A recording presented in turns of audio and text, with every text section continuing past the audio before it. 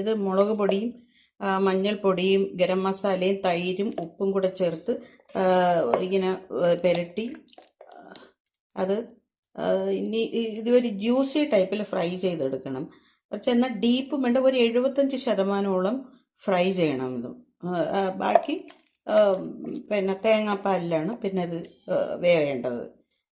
ഇത് ഇങ്ങനെ ഇതിനി ഒരു 75% ഫ്രൈ ചെയ്തിട്ട് കാണിക്കാം. അതിൻ്റെ ഇപ്പം നമ്മുടെ ചട്ടിയിലോട്ട് ചിക്കൻ ഇടാൻ പോവുക. കുറച്ച് ചട്ടിയുടെ ഭംഗി നോക്കണ്ട, കറിച്ചല്ലേ ഇതൊരു 30 വർഷം പഴക്കമുള്ള ചട്ടിയാണ്. നമ്മൾ പഴക്കമുള്ള ചട്ടികളിൽ ചെയ്യുമ്പോൾ പാചകം ചെയ്യുമ്പം അതിൻ്റെ ടേസ്റ്റ് ഒന്ന് വേറെയാണ്. അപ്പം നമുക്ക് ചില കാര്യങ്ങളൊക്കെ നമുക്കത് കളയാൻ തോന്നത്തില്ല.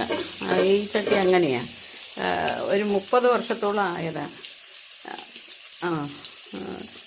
അപ്പോൾ അതുകൊണ്ട് അത് നമുക്ക് കളയാൻ തോന്നത്തില്ല. എനിക്ക് ഇതിൽ ചെയ്തതാണ് എനിക്ക് ഏറ്റവും കംഫർട്ടബിൾ. അതാ. അപ്പം ഇതൊന്ന് ഒരു 75% ഫ്രൈ ആയിക്കോട്ടെ. ഇത് തിരിച്ചിട്ട് നമ്മളിങ്ങനെ ചെറിയ തീയിൽ അടച്ച് വെച്ച് ഫ്രൈ ചെയ്യണം. അപ്പോഴതിൻ്റെ ഉള്ളു വേവും. ഇങ്ങനെ അടച്ച് വെച്ച് വേവിക്കണം, ഫ്രൈ ചെയ്യണം.